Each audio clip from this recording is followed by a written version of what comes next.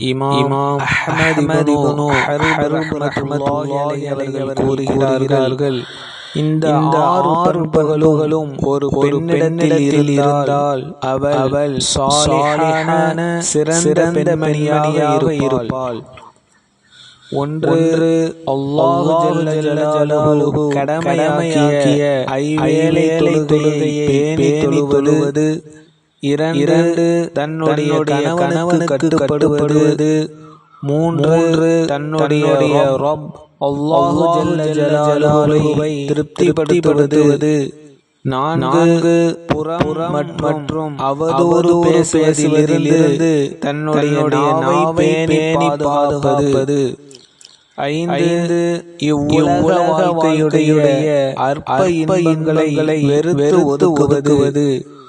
ஆறு, சோதனை காலங்களில் பொறுமையாக இருப்பது.